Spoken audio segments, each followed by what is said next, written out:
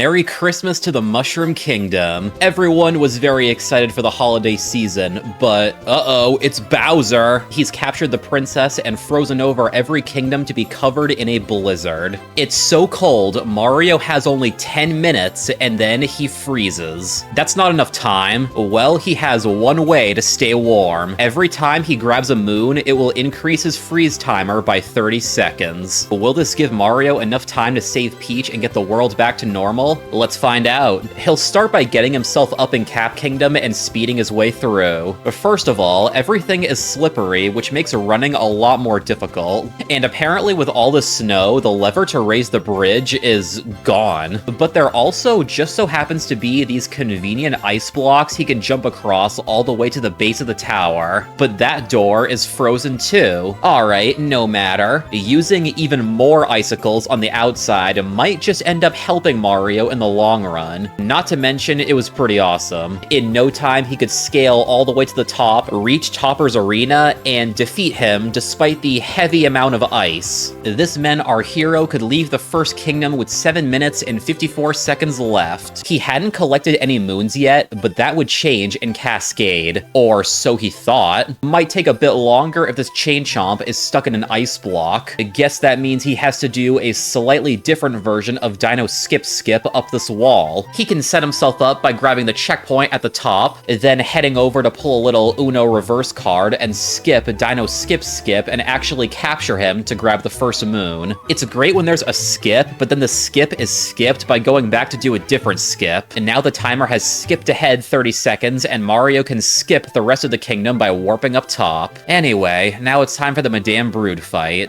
Pretty standard for this duo, except staying still is hard on the ice, which makes backflipping difficult to do quickly. Not great when doing the fast strats here. It is possible, but just barely. So they still got out of this pretty fast. Unfortunately though, a multi-moon does not add a total of 90 seconds to the timer. Technically, it's still one moon in this context, so they just add 30 as well. That time, along with one more moon before leaving, meant the Odyssey was fixed with 7 minutes and 5 seconds remaining. Off into Sand Kingdom now, and here is where things could really get going. Mario knew he just had to collect 16 moons with nothing standing in his way this time. Of course, the timer would drop still, but by the time of finishing, a total of 8 minutes would be added. He could increase his time left with that in mind, right? Maybe, but some things were a little different, like the ground pound room. Guess the guy couldn't move it to the right spot before Mario came in. Then, as Mario continued along this hill, he grabbed the moon at the top and saw some wreckage in the background. It turns out, because of the blizzard, the painting platform came crashing down. That made this moon much more accessible, at least. In fact, as he continued along the route in this kingdom, that was seen with most of the pillars in this place. Everything else here was pretty standard, except for maybe the cactus, which did this and went just a little bit further than it was supposed to. I guess the icicle under it really made it slip. Then for some reason, the notes on the palm tree was gone, forcing him to backtrack and find one more. Alright, it could have been better, but he still left with exactly 9 minutes on the clock. Making his way into Lake Kingdom, it was obvious something would be a bit different. Of course, because it's so cold here, now all the water is freezing, and it hurts pretty quickly. He couldn't let his time he had until freezing drop any faster, so he had to stay out of the water as much as possible. What helped was, after grabbing the Zipper Moon, it just so happens there was another icicle hanging down from the painting platform. This could be used to climb up there without doing lake clip. Now, once Mario went back down, he could grab 2 moons in the water very close to each other, and that would be all he needed. Now he could stay above the surface with the warm air and go to fight Rango. Even with the ice and surprising mummy attacks out of nowhere, he was still way too easy of a boss. Not as many moons to collect here and raise the timer, but he was still leaving with 9 minutes and 30 seconds left. However, he'd collect double the moons in Wooded, so things are definitely starting to heat up. The first batch of moons were absolutely no problem, but slight inconvenience with missing Nut Clip. Guess the cold wall just pushes him back in bounds. Then there was this massive icicle behind the gate, but turns out it can just barely be squeezed through. He could then pretty easily rush through the rest of the moons while taking in the amazing winter wonderland around him. Of course, there were more icicles here trying to make things hard, harder, but it wouldn't stop him. And even though flooding Pipeway also had freezing water, he still got through near perfectly. After all this was said and done, the first story moon in this kingdom was collected, and there were just a few left to get.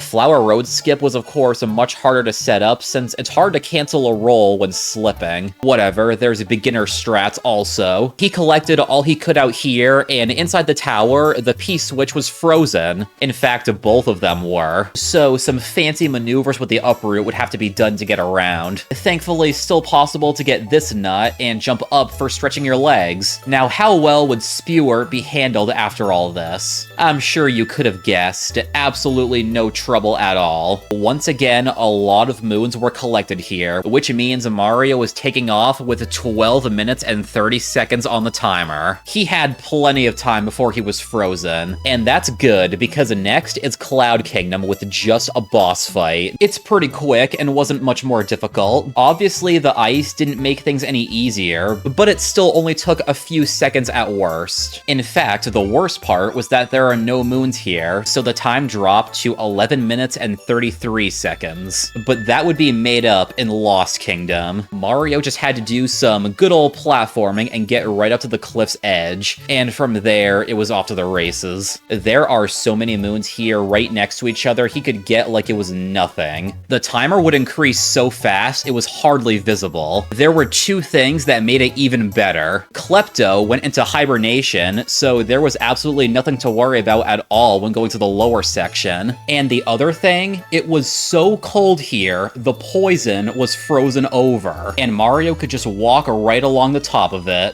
That made getting the moon under the bridge super easy and gave a much more stylish way to grab the key and obtain the TNT moon. Wow, what help that was. And now there's 14 minutes and 20 seconds remaining. Could this be held as the saviors headed towards the Metro Kingdom? I mean, it's usually raining at this time anyway, and now it's just a bit colder outside at night. Mario could still make his way up the buildings, grab a couple moons along the way because why not? More warmth. And then time to climb the interior, assuming the pole would actually work correctly and be grabbable, but it was really struggling with that. Anyway, after it finally worked, jumping around to the door was no problem, and reaching Mecha Wiggler at the peak was a little odd because, well...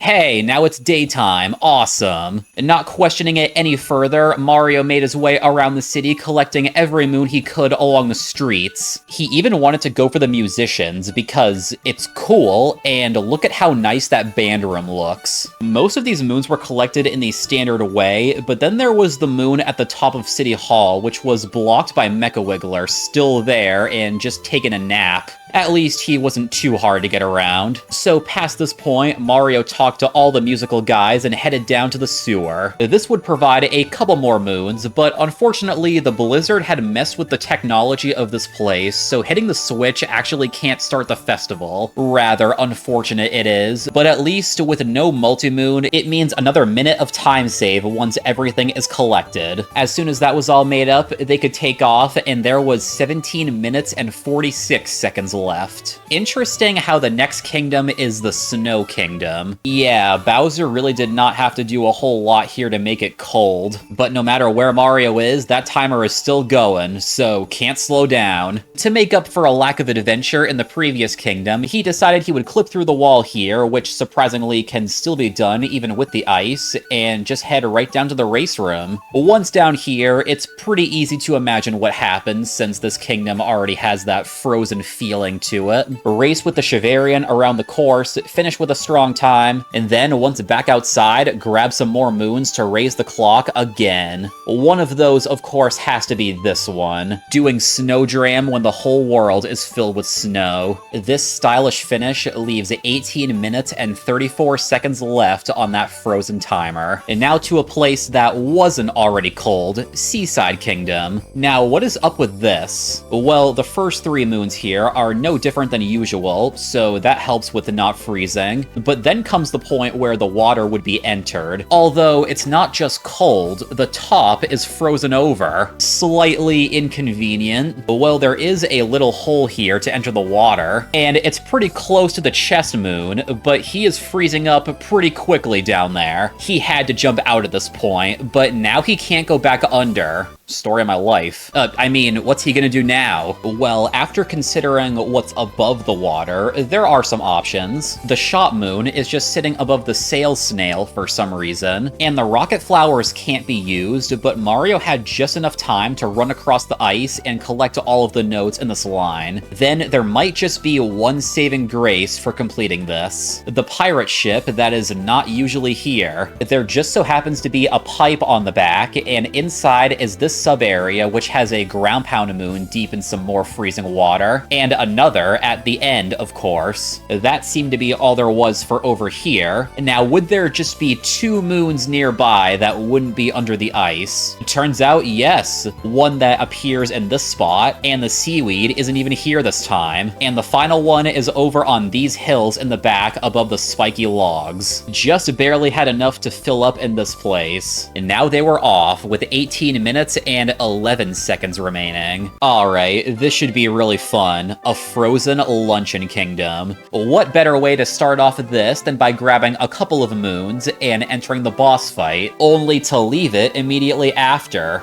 just because he could. That's definitely gonna help with saving some time. What also helps is the fact that there's a lot of moons close by in the town, and every golden turnip moon is just right next to the pot already. He's just racking them up like crazy. Now, after getting this one, it would be the time to jump down and go across all the soup. But despite how hot it might have been initially, it too has frozen over with all of the cold air. Much easier to cross over when not having to wait for the lava bubbles. Okay, now that he was in this sub-area, it was just a few flicks all the way to the top and no problem at all. And now he can travel to the next area in an even more amazing way. After he collected all of the moons in this area and the next story moon, maybe it seemed logical to go to the meat, but that would be less time given with just a multi-moon. Maybe it would be a better idea to grab this moon hanging out by the torch, up on the tall mountains, and walking over the soup to grab the super long trail of notes stretching all the way to the back. But even though he was now finished, it seemed the blizzard might have interfered with the warping service. So that time he just saved, yeah, now it's gotta be used to run all the way back. Oh well, that's just how it goes sometimes. He can still save Christmas. He's got time. 21 minutes and 49 seconds to be exact. Good thing, too, because now it's another boss kingdom with Ruined. And not too many things to note here, except for the fact that it looks like the dragon adapted to the new cold environment, and it looks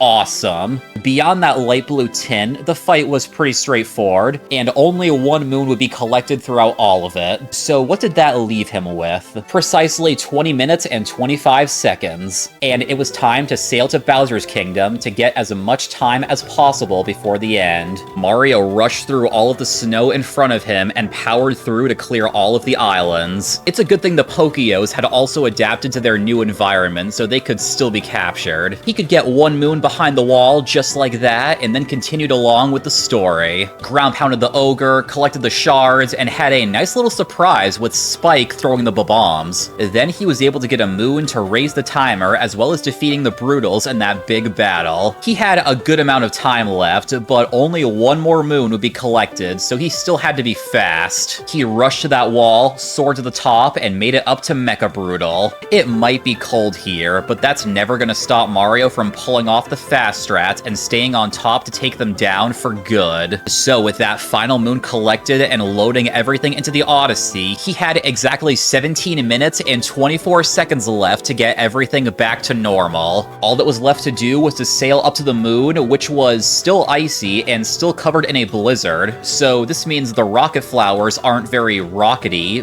but he can still jump all the way up the cliffside to get into the chapel, take a look at how awesome this hallway was, and now it's time to save the holidays. With a drop down to the snow-covered arena, the battle was on. Mario knew exactly what needed to be done, and once again, things being a little slippery difficulty didn't help, but the spirit he had in him would overpower any difficulty. Bowser was defeated, putting an end to his grinchiness. Mario captured him to escape the wreckage forming all around, and in the end, they all escaped and Christmas was saved. Now the crew could have a festive holiday season with just the right amount of snow everywhere. So to everyone watching, don't be like Bowser. Enjoy the holiday season and show some love to those who mean the most to you. And also try to stay warm. So I'm gonna do just that and head out to enjoy the most wonderful time of the year. Thank you all so much for watching. Happy holidays, and I will see you all next time. Take care, everyone.